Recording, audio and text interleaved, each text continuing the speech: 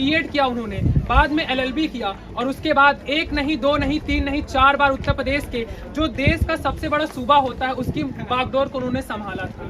अगर हम ये कहें कि एक जो शिक्षिका के तौर पर उन्होंने अपने करियर की शुरुआत की और वो आज देश में अगर जब किसी एक सशक्त महिला का नाम आता है या एक राजनीतिक पार्टी का नाम आता है तो शायद बहन जी और बसपा का नाम सर्वोपरि होता है। और अगर उत्तर प्रदेश की बात करें, अब आपने ग्राफ की बात किया है, तो वो जो समाज उनको वोट देता है, वो जो समाज जो उनसे जुड़ा हुआ है, आज भी कहीं ना कहीं वो बहन कुमारी मायावती से जुड़ा हुआ है। हमेशा विपक्षी पार्टियां हों, क्योंकि सरकार के जो नुमाइंदे होते हैं या सत्ता में जो बैठे रहते हैं वो ऐसा खेल खेलते हैं कि जो उनका कोर वोटर होता है वो उनसे बिछड़ जाए। और शायद मौजूदा जो सरकार है, मौजूदा जो परिस्थितियां हैं, मौजूदा जो स्थितियां हैं, वो शायद मायावती के अनुकूल होने का प्रयास कर रही हैं, लेकिन कुछ कारणों की वजह से वो विफल रहती हैं। जी, क्या कारण है, कुछ बताना चाहेंगे? देखिए, कारण है कि अगर हम ये कहें कि घर का भेदी लंका ढाए तो शायद वो गलत नहीं होगा। आज बसपा शायद में अगर जब मायावती ने मुख्यमंत्री के तौर पर शपथ लिया था, फिर उसके बाद 2007 से 2012 तक पूरे बहुमत की उन्होंने सरकार बनाई, तो जो क्या बोलते हैं उनके समाज से जुड़े हुए जो छोटी छोटी पार्टियां थी शायद वो उतनी प्रचलित नहीं थी, लेकिन आज उसी समाज से 2-3 पार्टियां जो मौजूदा समय में जुड़ गई हैं, तो कहीं ना कहीं वोट को विभाजित किया जा रहा है। और जब वोट को विभाजित होगा तो शायद उसका फायदा जो दूसरी पार्टियां हैं उनको बेहतर तौर से मिलेगा। जी, अच्छा, ये भी देखने को मिलता है कि देखने को क्या मिलता है, लोग कहते हैं बसपा का ग्राफ नीचे जाने का एक और कारण है। वो कारण ये है कि चंद्रशेखर आज़ाद को मैदान में उतरना।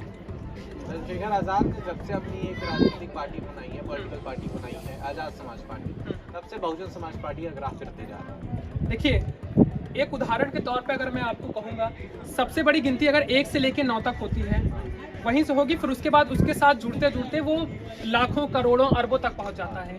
तो अगर 0 के साथ 1 जुड़ेगा तो शायद वो 10 बनेगा, और जब वो 10 बनेगा तो 1 से लेकर 9 तक को वो समाप्त कर देगा। और मुझे ऐसा लगता है, क्योंकि आपने चंद्रशेखर आज़ाद की बात की है, तो चंद्रशेखर आज़ाद का जो उस समाज में, चंद्रशेखर आज़ाद का युवाओं में, या चंद्रशेखर आज़ाद ट्विटर पे लड़ाई नहीं लड़ता है, वो जमीनी स्तर पे जाके लड़ाई लड़ता है। और शायद लोगों को चंद्रशेखर बनने की जरूरत है, क्योंकि वो आवाज चाहिए। आज समाज में नैतिकता के नाम पर देखा जाए, सामाजिक समानता के नाम पर देखा जाए, सामाजिक समीकरण के नाम पे देखा जाए, तो आज चंद्रशेखर बनने की जरूरत है। और अगर उसको हम बसपा से जोड़ते हैं तो बिल्कुल, अगर दोनों साथ में आते हैं तो शायद एक मिलकर 11 बनने का काम करेंगे और आने वाले समय में एक इतिहास रचने का काम करेंगे। नहीं, ये तो आपने बिल्कुल सही कहा कि अगर साथ में आते हैं तो, बिल्कुल, लेकिन साथ में कब आएंगे? और चूंकि देखिए, चंद्रशेखर आज़ाद ने लगातार कोशिश की कि वो बहन कुमारी मायावती जी चंद्रशेखर आज़ाद को बुला लें, मतलब खुद को बुला लें। ऐसा चंद्रशेखर ने कोशिश की थी कि वो मुझे बुला लें,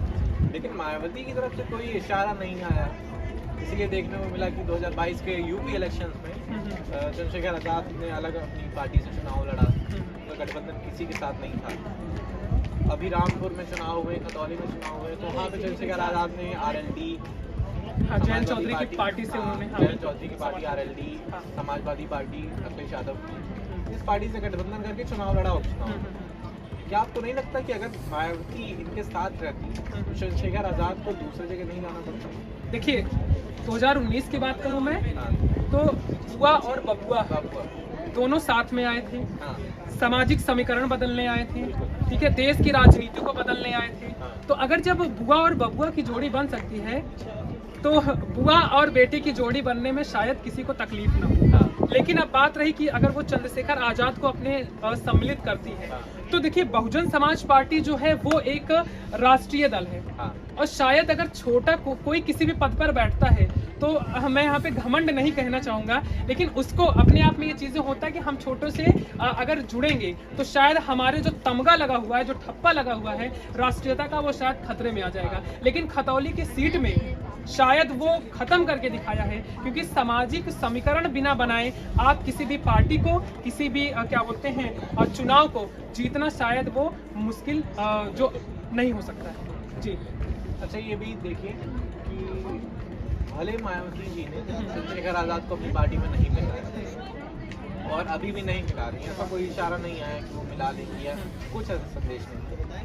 लेकिन देखने को मिलता है कि जो युवाओं का वोट है या जो युवाओं का समर्थन है वो मायावती से ज्यादा चंद्रशेखर आजाद है। चंद्रशेखर आजाद के पास युवाओं का वोट बहुत ज्यादा है। ठीक, युवाओं से देश की नैया या पार्टी की नैया युवाओं से नहीं पार होगी।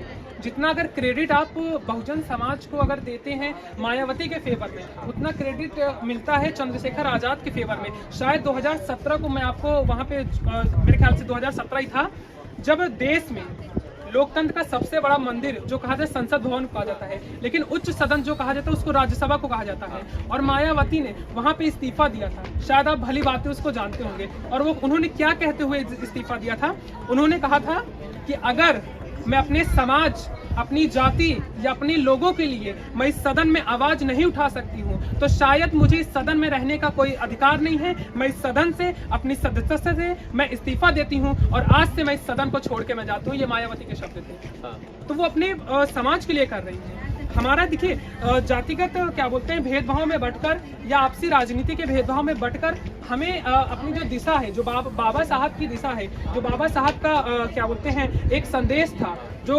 काशीराम जी का एक, क्योंकि काशीराम मायावती बनाने वाला कोई और नहीं था, वो काशीराम जी था। तो शायद उनके अगर मूल चीज़ों को, उनकी मूल बातों को, उनके संदेशों को हमें लेके चलना है तो बेहतर होगा। क्योंकि आज के समय में कुछ ऐसी पार्टियां हैं जो जनता के ऊपर, लोगों के ऊपर हावी होती जाती हैं। क्योंकि अब न विकास, न रोजगार, न दलित, न वंचित, न शोषित, न ओबीसी, न मुस्लिम, किसी भी पार्टी जाति के लोगों को साथ लेके नहीं चला जा रहा है। आज हिंदू